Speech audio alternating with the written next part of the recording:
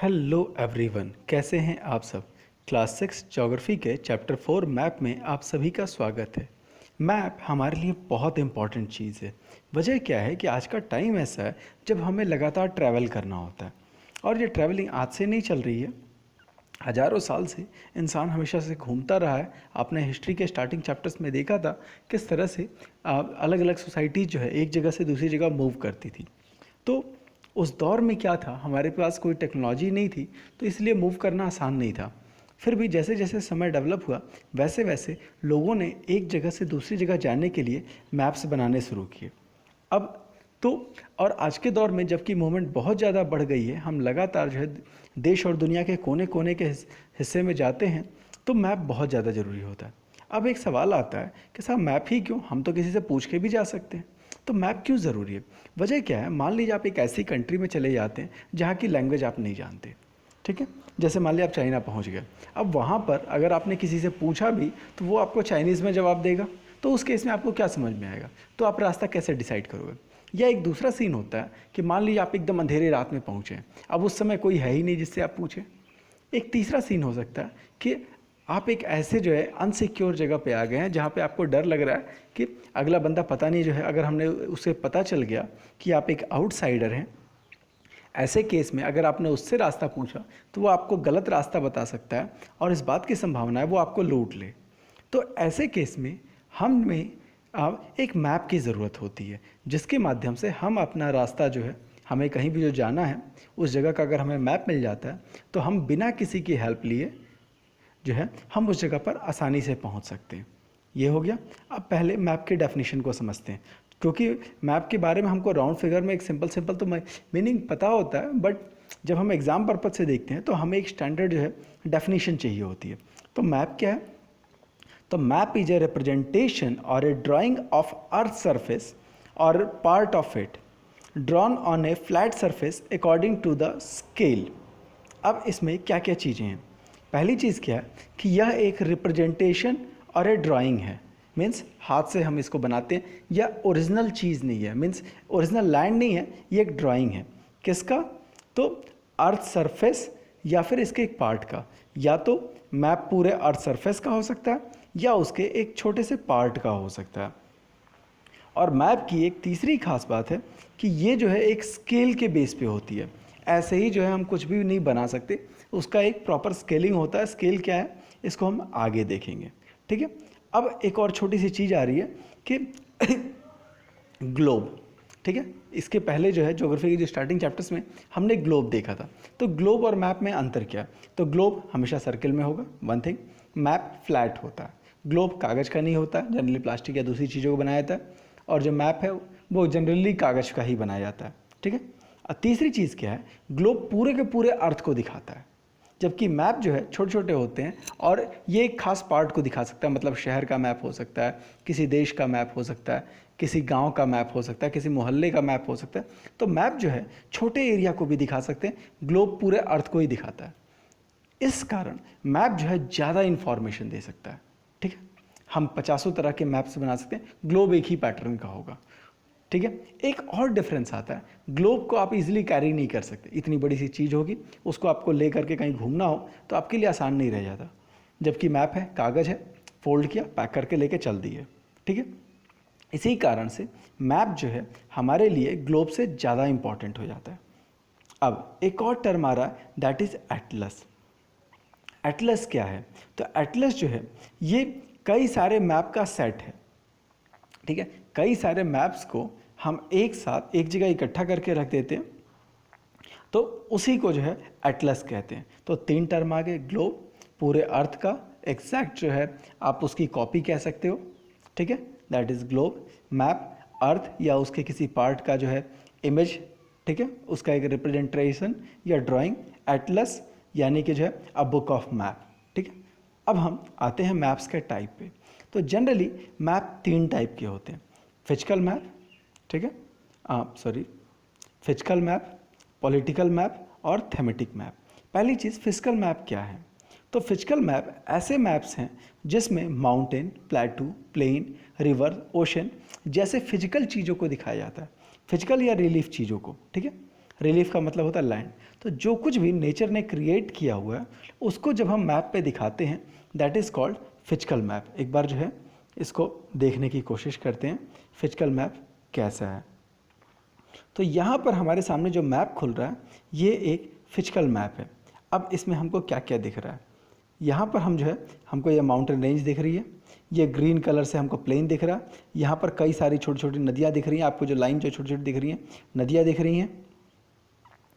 Similarly नीचे आते हैं तो ये ब्राउनिश कलर में कुछ प्लेटू एरिया दिख रहे हैं, ठीक है।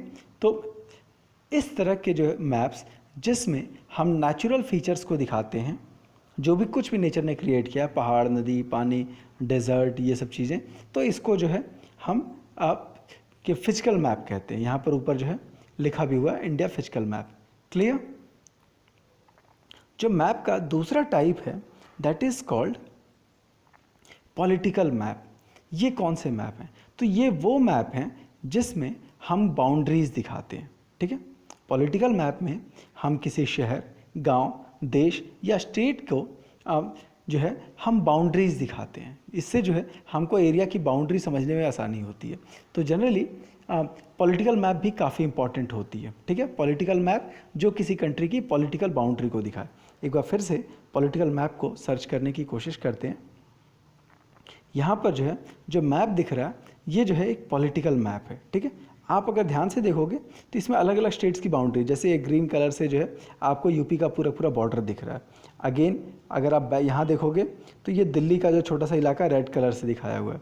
अगेन आप ये जो इलाका देख रहे हो इस तरह से जो बॉर्डर बना हुआ है तो ये भारत की जो है बाउंड्री है, ठीक है। इसी तरह से ये आप देखोगे नेपाल की बाउंड्री है, ठीक। सिमिलरली ये भूटान की बाउंड्री आपको दिख रही है, लाइन से जो है उनको अलग अलग किया गया। तो इस तरह के मैप जो कि किसी स्टेट या फिर या फिर जो है पूरे किसी जो है कंट्री या फिर जो है किसी शहर की बाउंड्री को दिखाएं that is called political map, ठीक है। तो हमने दो मैप पढ़ लिए, ये पॉलिटिकल मैप है और वो जो है फिजिकल मैप था। एक तीसरा मैप का टाइप है that is called thematic map. Thematic map क्या है? थेमेटिक मैप किसी ना किसी पर्टिकुलर थीम पर डिसाइड होते हैं। जैसे कि हमको अगर किसी इलाके के रोड्स दिखाने हैं, किसी इलाके में के रेनफॉल को दिखाना है कि उस इलाके में कितनी बारिश होती है, ठीक है। किसी इलाके में फॉरेस्ट को दिखाना है, ठीक है। किसी इलाके की इंडस्ट्री को दिखानी है। तो इस तरह के एक पर्टिकुलर थीम को लेकर के जब हम मैप बनाते हैं कि जैसे मान लो किसी कंट्री में हमको वहाँ की इंडस्ट्री दिखानी है, पॉपुलेशन दिखानी है, वहाँ की फैक्ट्रीज़ को दिखाना है, वहाँ के जंगलों को दिखाना है, तो इस तरह के मैप्स को थेमेटिक मैप कहते हैं। आइए इस तरह के मैप का भी एग्जाम्पल देखने की कोशिश करते हैं। ये जो मैप दिख रहा है ये जो है पॉपुलेशन मैप है, ठीक है। जहाँ पर ये दिखाता है कि कहाँ कहाँ पॉपुलेशन किस रेशियो में है। यहाँ पर नीचे उसका पैरामीटर दिया हुआ है और अलग अलग कंट्री की अलग अलग पॉपुलेशन यहाँ दी हुई है, ठीक है। अगेन एक और थेमेटिक मैप देखने की कोशिश करते हैं। तो ये जो है मैप है जो कि इसका एनुअल रेनफॉल दिखाता है, किस किस इलाके में कितनी बारिश होती है। तो जिस इलाके में सबसे ज़्यादा बारिश है उसका कलर उतना ही ग्रीन दिया हुआ है, जिस इलाके में जितनी कम बारिश है उसका कलर उतना ही जो है वाइटिश किया हुआ है, ठीक है। तो ये मैप जो है रेनफॉल का है, तो ये भी एक पर्टिकुलर थीम पे है। एक और मैप देखने की कोशिश करते हैं। तो ये मैप जो है पॉपुलेशन डेंसिटी का है। जितना जो है डार्क रेड उतना ज़्यादा हैवी डेंस पॉपुलेशन, और जितना ज़्यादा वाइटिश उतना कम जो है पॉपुलेशन। तो ये भी जो है मैप एक खास थीम पॉपुलेशन को लेकर के बना है। एक और देखने की कोशिश करते हैं, ये क्या है? तो ये राइस प्रोड्यूसिंग कंट्री के स्टेट्स का मैप है। तो यहाँ पर ये जो जितने मैप स्टेट दिख रहे हैं कलर किए हुए, तो ये सारे के सारे राइस प्रोड्यूसिंग स्टेट्स हैं। तो इन सारे मैप में हमने क्या देखा? इन सारे मैप में एक चीज़ पर फोकस था कि ये जो है किसी न किसी एक थीम को लेकर के बने हैं, इसी कारण इनको थेमेटिक मैप कहते हैं। तो हमारे 3 टाइप के मैप्स पढ़े, पॉलिटिकल, फिजिकल और थेमेटिक, ठीक है। अब नेक्स्ट टॉपिक आता है कंपोनेंट्स ऑफ मैप। किसी भी मैप को बनाने में क्या चीज़ें इंपॉर्टेंट होती है? तो 3 फैक्टर सबसे इंपॉर्टेंट है, डिस्टेंस, डायरेक्शन एंड सिंबल्स, ठीक है। अब एक एक करके तीनों को समझने की कोशिश करते हैं। डिस्टेंस क्या है? तो जब भी हम कोई मैप बनाते हैं तो हम उसमें कुछ ना कुछ एरिया डिस्टेंस लोकेट करना चाहते हैं। जैसे अगर हम जो है यहाँ से, मैं अभी इस समय तेजपुर में वीडियो रिकॉर्ड कर रहा हूँ, तो तेजपुर से हम अगर गुवाहाटी का डिस्टेंस देखना चाहते हैं, ठीक है, तो यहाँ से गुवाहाटी की जो डिस्टेंस है, आइए फिर से एक बार साथ देखने, गूगल से पूछते हैं कितना डिस्टेंस है। तो ये जो है हमने क्या किया, गुवाहाटी एयरपोर्ट का जो डिस्टेंस सर्च करने की कोशिश की, तो वो जो डिस्टेंस है 179 किलोमीटर है। टोटल जो है 179 किलोमीटर, राउंड फिगर में 180 किलोमीटर मान लेते हैं। तो ये हमारा तेजपुर शहर और ये जो है गुवाहाटी एयरपोर्ट का जो डिस्टेंस है ये लगभग 179 या राउंड फिगर में कहें तो 180 किलोमीटर का यह डिस्टेंस होता है। अब दिक्कत यह है कि 180 किलोमीटर हम कागज़ पर तो नहीं बना सकते, सीधी सी बात है, इतना बड़ा कागज़ तो आएगा नहीं। तो हम करते क्या हैं कि जो एक्चुअल डिस्टेंस है, ठीक है, दो प्लेसेस में ए और बी के बीच जो एक्चुअल जो डिस्टेंस है, ये चूँकि डिस्टेंस बहुत ज़्यादा हो सकती है, तो इतना डिस्टेंस नहीं यूज़ करके हम एक रेशियो यूज़ करते हैं, ठीक है। आप इसको थोड़ा सा और आगे देखते हैं, ठीक है। जैसे 180 किलोमीटर का तो हम कागज़ नहीं बना सकते, तो हम करते क्या हैं, एक स्केल यूज़ करते हैं और उस स्केल के बेस पे हम डिसाइड करते हैं कि हम 10 किलोमीटर को हम 1 सेंटीमीटर के द्वारा दिखाएंगे, कि 10 km को हम 1 सेंटीमीटर के द्वारा दिखाएंगे। इस तरह से जो यहाँ से गुवाहाटी की जो डिस्टेंस है वो लगभग 179 या 180 किलोमीटर हो जाता है। तो 10 किलोमीटर बराबर 1 सेंटीमीटर, तो 180 डिवाइडेड बाई 10, ये हो जाएगा 18 cm, ठीक है। तो 18 सेंटीमीटर का तो हम कागज़ बना सकते हैं। तो हम क्या करते हैं, एक्चुअल डिस्टेंस को एक रेशियो में सेट करते हैं, ठीक है। यहाँ पर वही चीज़ दिखा रहा है, स्केल क्या होता है। तो scale is the ratio between actual distance on the ground and the distance shown on the map. जैसे अगेन गुवाहाटी वाला एग्जांपल जो लिया कि तेजपुर से जो गुवाहाटी की जो डिस्टेंस है 179 या 180 किलोमीटर है, वो हो गई एक्चुअल डिस्टेंस। और मैप पर हमने क्योंकि जो है 10 किलोमीटर को 1 सेंटीमीटर दिखाया, तो पूरा जो डिस्टेंस है 180 किलोमीटर उसको हमने 18 सेंटीमीटर से दिखाया, 18 सेंटीमीटर से।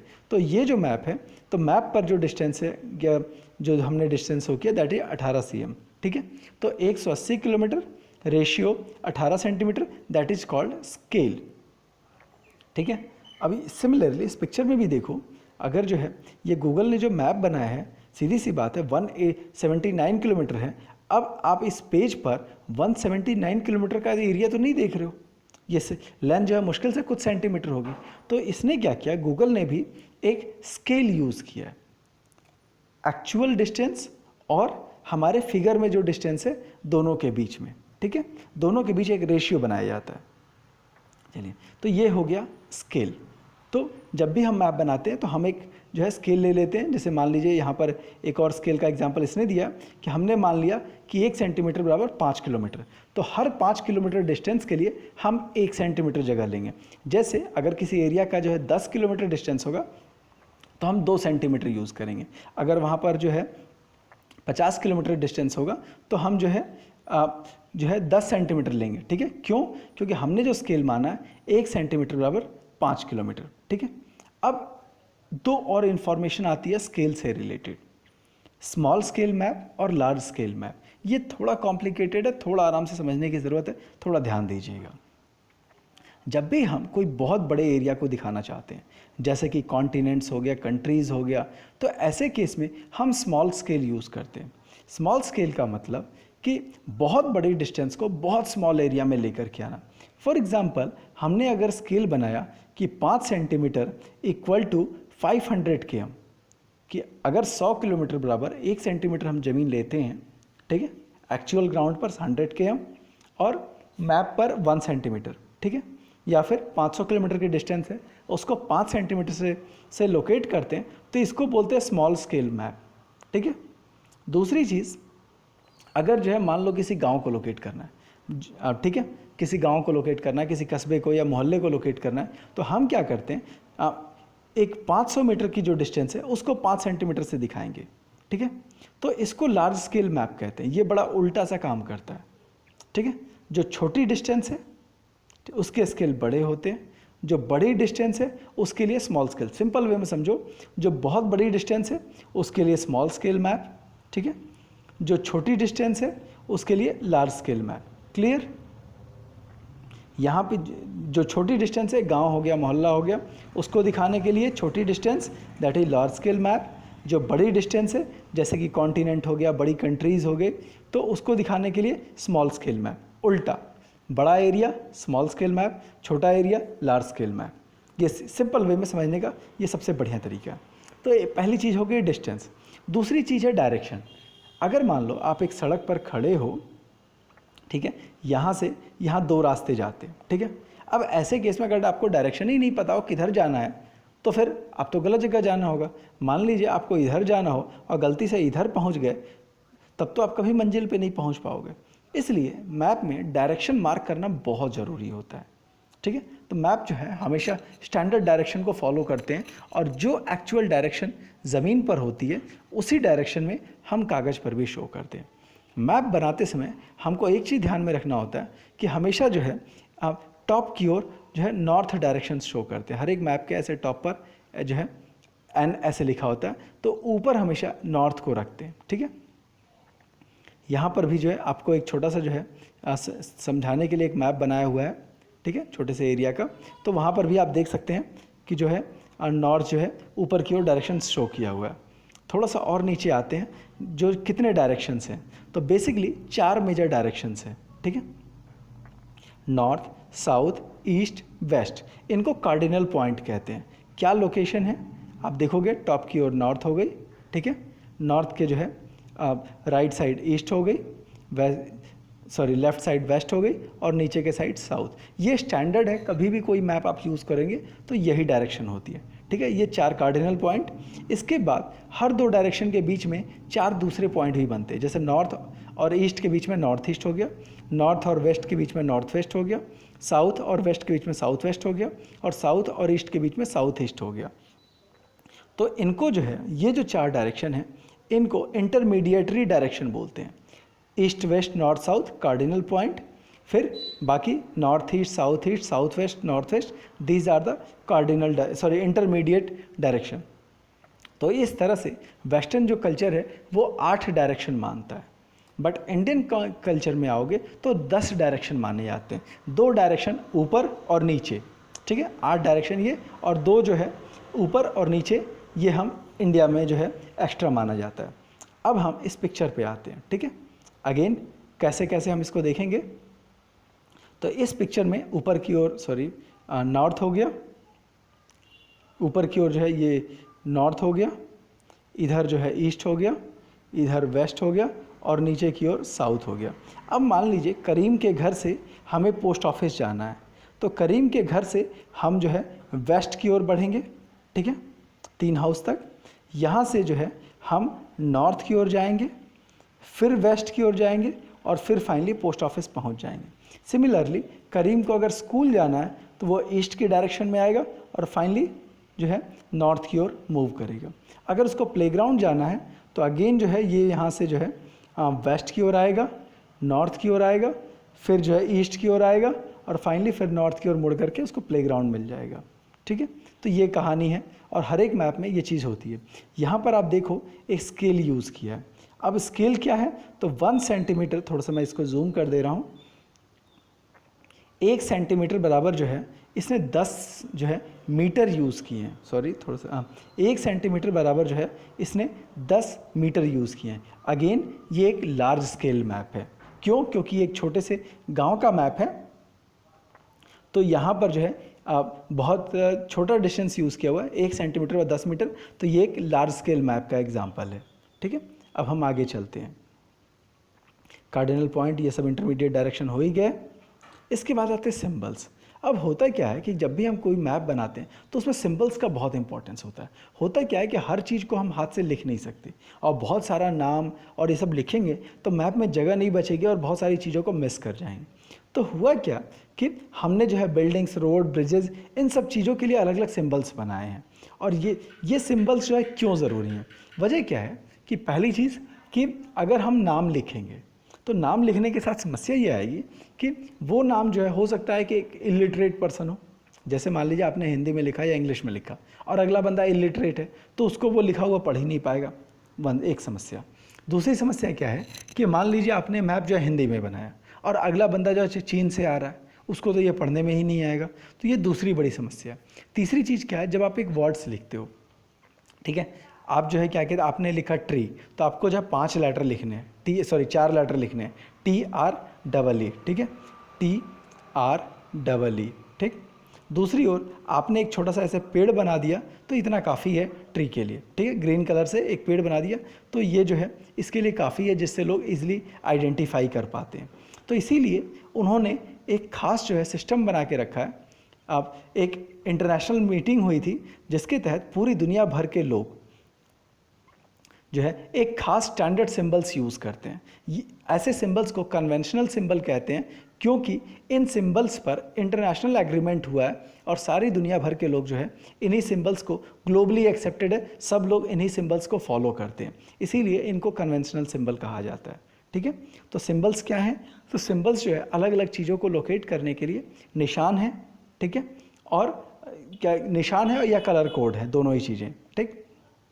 आते हैं कि ये सिंबल्स कौन कौन से, और ये सिंबल जो है ग्लोबली एक्सेप्टेड है, that's why we call it conventional symbol. तो यहाँ पर रेलवे ट्रैक्स के लिए जो ब्रॉड गेज है ये कलर है, जो मीटर गेज है ऐसे, और जो है स्टेशन के लिए ये RS लिख देते हैं, ठीक है। अगर पक्की सड़क है मेटल्ड तो ऐसे, कच्ची सड़क है तो ऐसे लगाते हैं। इंटरनेशनल बाउंड्री है तो ऐसे, स्टेट बाउंड्री ऐसे, और जो डिस्ट्रिक्ट की बाउंड्री है तो ऐसे। अगेन जो वाटर बॉडीज़ हैं, तो पहली चीज़ वाटर के लिए कलर ब्लू होता है, तो टैंक्स को दिखाना है, कैनाल्स को दिखाना है, तो ये सारे जो है ये हो गया टैंक। एक मिनट, कुछ चीज़ें छिप रही हैं, इसको करते हैं, हाँ सॉरी, ये जो है रिवर हो गई, ठीक है, ये हो गया वेल, ये हो गया टैंक, ये हो गया कैनाल। क्यों, बीच में एक नदी है, नदी से क्या जो है ऐसे रास्ता निकला हुआ है। अगेन ये ब्रिज का सिंबल हो गया। सिमिलरली जब हम मंदिर का सिंबल बना रहे हैं, तो ये मंदिर का हो गया, ये चर्च का हो गया, ये जो है मॉस्क का हो गया, और ये जो छतरी है। इसी तरह से जो सरकारी ऑफिस हैं, इसका जो ये पोस्ट ऑफिस के लिए PO लिखते हैं, फिर पोस्ट एंड टेलीग्राफ ऑफिस, आजकल तो ये होता नहीं है तो PTO लिखते हैं, और जो पुलिस स्टेशन के लिए PS लिख देते हैं। जहाँ आबादी रहती है तो इस तरह से घर बनाते हैं, जहाँ ग्रेवयार्ड है तो ऐसे बनाते हैं। इसी तरह से पेड़ हैं ढेर सारे, तो ये कलर यूज़ किया, ग्रासेज हैं तो इस तरह से यूज़ किया। तो इस तरह से अलग अलग सिंबल्स जो है हम बनाने की कोशिश करते हैं। एक बार जो है यहाँ पर हम देखने की कोशिश करते हैं, यहाँ जो इमेज थी हमारे पास, तो यहाँ पर हमको क्या क्या चीज़ें दिख रही हैं। तो अगेन यहाँ पर हमको ये वेल दिख रहा है, यहाँ पर हमको ट्रीज़ दिख रहे हैं, यहाँ पर हमको जो है पोस्ट ऑफिस दिख रहा है, यहाँ पर हमको ग्रासलैंड्स दिख रहे हैं, ठीक है। अगेन अब हम नीचे की ओर आते हैं। अभी इसको जो है गूगल मैप पर भी इसको अच्छे से एक बार देखने की कोशिश करेंगे। यहाँ पर अगेन अब हम इस एक शहर में आते हैं, ठीक है, एक छोटे से जो है इलाके का एक ऑफिस है। यहाँ पर हमको क्या क्या चीज़ें दिख रही हैं। अगेन यहाँ पर हमको एक नदी दिख रही है, यहाँ पर हमको एक टेंपल दिख रहा है जिसके साथ जो है 2 पेड़ हैं। सुंदरपुर में आबादी भी है और पेड़ भी है। यहाँ पर डुमरी जो है जगह है, यहाँ पर हमको जो है एक रेलवे स्टेशन दिख रहा है, एक छतरी दिख रही है, आबादी दिख रही है। यहाँ पर हमको ब्रिज दिख रहा है, ये हमको एक रेलवे लाइन दिख रही है जो कि ब्रॉड गेज है, और यहाँ से जो है एक जो है मीटर गेज की लाइन निकल रही है। यहाँ हमको स्कूल दिख रहा है और यहाँ पोस्ट ऑफिस दिख रहा है। तो इस तरह से हम जो है अलग अलग सिंबल्स को देख सकते हैं, पहचान सकते हैं। अगेन इससे हम डायरेक्शन को भी समझ सकते हैं, क्योंकि यहाँ पर ऊपर की ओर जो है नॉर्थ हो गया, यहाँ की ओर ईस्ट हो गया, यहाँ वेस्ट हो गया, और नीचे की ओर साउथ हो गया। यहाँ पर देखिए ग्रेवयार्ड भी हमको नीचे की ओर दिख रहा है। इससे रिलेटेड कुछ क्वेश्चन है। In which direction river is flowing, नदी जो है किस डायरेक्शन में बह रही है, ठीक है। तो नदी कहाँ पे है, तो हमको ये पता है, ये ईस्ट हो गया, ये साउथ हो गया, तो डायरेक्शन हो गया साउथ ईस्ट, ठीक है। अगेन नेक्स्ट क्वेश्चन पे आते हैं। Which kind of road pass by village Dumri, ठीक है। जो डुमरी गांव है इसके पास जो है किस तरह की रोड जो है क्रॉस हो रही है, ठीक है। ये डुमरी हो गई, तो इसके आसपास जो रोड है तो ये जो है ये मेटल्ड रोड है, ठीक है। इस साइड ये देखिए, ये पक्के रोड का निशान था, तो ये जो है पक्का रोड है जो कि डुमरी के पास से गुजर रही है। Again on what type of railway line Sundarpur situated, अब ये सुंदरपुर कहाँ है, तो जो है सुंदरपुर में किस तरह की रेलवे लाइन है, तो ये जो है ब्रॉड गेज की लाइन है, ठीक है, बड़ी वाली। ठीक। अगेन अब जो है नेक्स्ट है which side of railway line do the following lie, छतरी, church, mosque, pond, river, post and telegraph office और ग्रेवयार्ड। ये सारी चीज़ें रेलवे लाइन के किस साइड हैं, ठीक है। तो ये हमारी हो गई रेलवे लाइन, सॉरी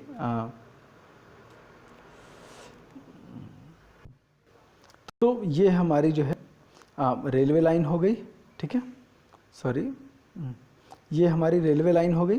तो जो छतरी है वो साउथ में है, ठीक है, जो टेम्पल है ये भी साउथ में है, रिवर इसके जो है अगेन साउदर्न डायरेक्शन में है, ग्रेवयार्ड ये सारी साउदर्न डायरेक्शन में है। ऊपर क्या है तो नॉर्थ में इसके पॉन्ड है, ठीक है, जो पॉन्ड है इसके नॉर्थ डायरेक्शन में है, जो सेटलमेंट है ये सारे जो है नॉर्थ डायरेक्शन में। ये थोड़ा सा देख लीजिएगा, इन सब चीज़ों पे इतना टाइम बर्बाद करने का कोई मतलब नहीं है, ठीक है। नेक्स्ट आते हैं स्केच पे। स्केच क्या है, तो होता क्या है, कई बार हमसे मैप तो स्टैंडर्ड स्केल पे बनते हैं, कई बार क्या होता है कि हमको जो है अचानक से किसी से बात हुई और उसने पूछा साहब बताओ तुम्हारा घर कहाँ है, हम कल आपसे मिलने आते हैं, ठीक है। अब दो ऑप्शन है, या तो आप जाइए उस आदमी को लेकर के आइए, कई बार हमारे पास टाइम नहीं होता, तो हम करते क्या हैं, हम उसको एक रफली मैप बना के देते हैं कि देखो साहब यहाँ पर हमें यहाँ से आगे जाना, यहाँ से फिर इधर टर्न लेना, फिर आगे जाना, फिर यहाँ पर जो है आपको एक पेड़ मिलेगा, ठीक है, इस पेड़ से जो है आप टर्न ले लेना, फिर आगे जाना। तो इस तरह से हम एक रफ डायग्राम बनाते हैं अपनी मेमोरी के बेस पे, ठीक है। स्केच भी एक मैप ही होता है, लेकिन यह जो है स्केल पर बेस नहीं होता, यह हमारी मेमोरी पर बेस होता है कि यह हम एक अंदाज़ा लगाते हैं कि साहब इस तरह से रास्ता होगा, इस तरह से हम वहाँ जा सकते हैं। तो ये कोई स्टैंडर्डाइज फॉर्म नहीं है। मैप और स्केच में बेसिक डिफरेंस यही है कि स्केच जो है यह स्केल पे बेस नहीं होता और मैप जो है स्केल पे बेस होता है। स्केच जनरल पर्पज़ में हम यूज़ करते हैं और जो है मैप ये स्टैंडर्डाइज फॉर्म में यूज़ करते हैं, ठीक है। स्पेशली एक जगह से दूसरी जगह जाना हो तो रफली हम स्केच खींच देते हैं, तब मैप नहीं बनाते। Next is plan. प्लान जो है ये स्टैंडर्डाइज फॉर्म है। प्लान कब बनाते हैं, जब हम एक बहुत छोटे एरिया को बड़े इलाके बड़े स्केल पे बनाते हैं। फॉर एग्जांपल हमको एक कमरे का बनाना है, ठीक है, जैसे मान लिया आपको घर बनाना है, तो खाली ज़मीन मिल गई, तो ज़मीन में किस किस तरह से कमरा बनेगा, क्या साइज होगी, तो जब हम इसको बनाते हैं दैट इज़ कॉल्ड प्लान। आके एक जो है प्लान का एक एग्जांपल देखने की कोशिश करते हैं। अगेन ये एक प्लान है, ठीक है। अब देखिए ये घर का जो है एक प्लान है, तो घर में क्या है आप देख सकते हैं, ये आपका एंट्रेंस हो गया, ठीक है, सॉरी एंट्रेंस नहीं, ये पीछे का हिस्सा है, सॉरी मैंने गड़बड़ कर दिया, हाँ सॉरी यहाँ से एंट्रेंस है, मैंने गड़बड़ कर दिया, ठीक है। तो यहाँ सामने जो है पोर्च हो गया, ठीक है, जहाँ गाड़ी रखने के लिए। जैसे ही अंदर घुसेंगे तो ये हमारा लिविंग रूम होगा 3 मीटर बाई 3 मीटर का, ठीक है। यहाँ पर जो है सोफ़ा सेट हो गया, यहाँ पर टीवी हो गई सामने। इसके बाद यहाँ से जो हम अंदर एंटर करेंगे ये फाटक का हो गया। बेडरूम भी 3 मीटर बाई 3 मीटर होगा। यहाँ पर आपका बेड हो गया, ठीक है। यहाँ पर जो है 2 विंडो हो गई। अगेन आगे की ओर यहाँ पर जो आपका बाथरूम होगा, ठीक है, बाथरूम के लिए इतना स्पेस हुआ। अगेन एक और बेडरूम होगा 3 बाई 3 मीटर का, यहाँ बेड हो गया, यहाँ अलमीरा हो गई। इसके बाद एक बड़ा सा किचन होगा 3 बाई 3 मीटर का, जिसमें बाकी सारी चीज़ें होंगी। और बीच का जो बड़ा हिस्सा 3 बाई 3 मीटर का, ये जो है डाइनिंग हॉल होगा। तो इस तरह से जब हम एक बहुत छोटे एरिया का हम जब मैप बनाने की कोशिश करते हैं तो इसको हम प्लान कहते हैं। मैप जनरली बड़े एरिया का होता है, जब हम बहुत छोटे एरिया का जब उसको स्केल के बेस पे बनाने की कोशिश करते हैं तब हम इसको प्लान कहते हैं, ठीक है। इस तरह से हमारा चैप्टर ख़त्म होता है। तो लेकिन अब ये तो हुआ नॉर्मल मैप का। अब जो है अगर हम गूगल मैप पे हम चलते हैं और वहाँ देखने की कोशिश करते हैं कि अगर हम किसी एरिया को देखें तो हमको चीज़ें किस तरह से दिखती हैं। आइए हम जो है गूगल मैप पे चीज़ों को देखने की कोशिश करते हैं। अब यहाँ क्या चीज़ें, तो मैंने क्या किया, तेजपुर शहर में स्टॉप करता हूँ। तेजपुर शहर में एक फेमस जगह है चित्रलेखा उद्यान। मैं जो है तेजपुर शहर में हूँ, तो आइए हम यहाँ से मैप को देखते चलते हैं और देखते हैं कि रास्ते में हमको क्या क्या चीज़ें दिखती हैं जो हमारे जानने के लिए इम्पॉर्टेंट है। तो सबसे पहले ये मेरा एयरफोर्स स्टेशन हो गया, जहाँ से जो है हम शुरुआत करते हैं। इसके बाद यहाँ पर जो है हम देखेंगे हमारा ये स्कूल है केंद्रीय विद्यालय नंबर 2 तेजपुर, आपको यहाँ लिखा आ गया। जस्ट आगे आते हैं एयरफोर्स स्टेशन का गेट। इसके बाद जो है आप ये गोराई मारी मस्जिद का निशान, ठीक है। आगे चलते हैं, यहाँ पर अगेन चर्च का इलाका है, ब्रेथरेन असेंबली। फिर आगे बढ़ते हैं और क्या क्या चीज़ें हमें दिखती हैं। अगेन यहाँ पर जो है क्या क्या चीज़ें हमको दिख रही है, तो ये एक शॉपिंग सेंटर है और फिर हम आगे हाईवे पे आ गए हैं। ये जो येलो कलर से दिख रहा है, ये कलर दिखाता है कि सड़क पर ट्रैफिक है, ब्लू कलर दिखाता है सड़क एकदम साफ़ है। और क्या दिखता है, यहाँ जो आपको ओम दिख रहा है, ये एक टेम्पल का सिंबल है। यहाँ पर अगेन अगर मार्केट में कुछ बंद है तो वो भी चीज़ें मैप में दिखती हैं। अगेन स्कूल का सिंबल, आप एक ये सिंबल देख सकते हो। पुलिस स्टेशन, ये पुलिस स्टेशन का सिंबल है। आगे चलते हैं और क्या क्या दिखता है, ठीक है। यहाँ पर पंचायत ऑफिस, ये उस ऑफिस का सिंबल है। इसी तरह से एंटरप्राइजेज है तो उसका भी दिया हुआ है। एयरपोर्ट है, एयरपोर्ट के लिए एक फ़्लाइट का सिंबल यूज़ किया। और आगे चलते हैं, देखते हैं रास्ते में हमको क्या क्या चीज़ें हमको मिलती है। तो बीच में जो है एक ढाबा है, तो ढाबे के लिए कांटा चम्मच का सिंबल यूज़ किया। अगेन येलो कलर दिख रहा है जो कि दिखाता है ट्रैफिक बहुत ज़्यादा है यहाँ पे। फिर पेट्रोल पंप है, ये पेट्रोल पंप का सिंबल हो गया।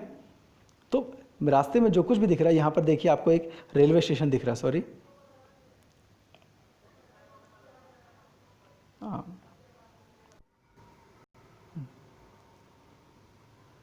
तो ये हो गया रेलवे सिंबल, ये आपको रेलवे ट्रैक्स दिख रहा है, ठीक है। और आपको जो है डेकार गांव का रेलवे स्टेशन दिख गया आपको। ये देखिए रेलवे ट्रैक्स आपको जो है साफ साफ है, यहाँ पर आप देख सकते हैं, ठीक है। रेलवे स्टेशन और रेलवे ट्रैक्स, और आप देखिएगा बगल की सड़क जो है वो वाइट कलर से दिख रही है और रेलवे ट्रैक्स जो है इस पर जो है लाइनिंग दिख रही हैं। आगे चलते हैं और क्या क्या चीज़ें जो हमें दिख रही है। अगेन चाइनीज़ किचन होटल है, रास्ते में फिर कुछ होटल मिल रहे हैं। फिर LGB गर्ल्स कॉलेज, कॉलेज का सिंबल देख सकते हैं। फिर एक मंदिर का सिंबल दिख रहा है। और आगे चलते फिर अगेन एक शोरूम मिल रहा है, तो ये शोरूम का सिंबल हो गया।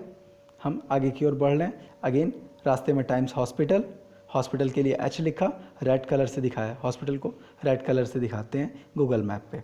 अगेन बैंक है, तो बैंक की जो है सिंबल्स जो है अगेन एक करेंसी का नोट जैसे दिख रहा है, उज्जीवन तेजपुर ब्रांच, ये एक बैंक का सिंबल है, ठीक है। आगे चलते हैं, आगे रास्ते में और भी दूसरी चीज़ें। अगेन फिर एक हॉस्पिटल मिला। ये जो ब्लू कलर की जो चीज़ें दिख रही हैं, ये वाटर बॉडीज़ हैं। अगेन जैसे कि बताया था कि वाटर बॉडीज़ हमेशा ब्लू कलर से दिखाई जाती हैं। अगेन यहाँ पर आपको एक गुरुद्वारा दिख रहा है, ये गुरुद्वारा का सिंबल है, ठीक है। ऊपर अगेन एक मेडिसिन शॉप थी। और फाइनली हम चित्रलेखा उद्यान में पहुँच जाते हैं, क्योंकि इस इलाके में ग्रीनरी है, इस कारण हमें ग्रीन इलाके काफ़ी दिखते हैं। और ये ब्लू कलर से फिर अगेन वाटर बॉडीज़ हैं। चित्रलेखा पार्क में भी जो है ग्रीन दिखाता है, ठीक है। अग्निगढ़ बगल में दिख रहा है और ये भी ग्रीन कलर से शो किया हुआ है। इसका मतलब ये है कि ये जो है एक हरा भरा इलाका है। फिर तेजपुर थाना ऑफिस, थाने का सिंबल, DTO ऑफिस सिंबल आप देख सकते हैं। फिर पोस्ट ऑफिस का सिंबल, तो ये अलग अलग सिंबल्स है। ये डिस्ट्रिक्ट कोर्ट का सिंबल है। अगेन अग्निगढ़ ग्रीन कलर दिखा रहा है, तो जो है ये हरा भरा इलाका है। और इस तरह से, और नीचे ब्लू कलर की ब्रह्मपुत्रा नदी। और इस तरह से ये जो है वीडियो ख़त्म होता है। और हमने एक्चुअल मैप पर, गूगल मैप जो है उस पर हमने चीज़ों को पहचाना और देखने समझने की कोशिश की। इस तरह से मैप का जो पूरा चैप्टर ख़त्म होता है। आपका कोई भी कन्फ्यूजन प्रॉब्लम रहा हो तो कमेंट बॉक्स में ज़रूर मेंशन कीजिएगा। वीडियो पसंद आया होगा तो लाइक, सब्सक्राइब और शेयर ज़रूर कीजिएगा। धन्यवाद, आपका दिन शुभ हो।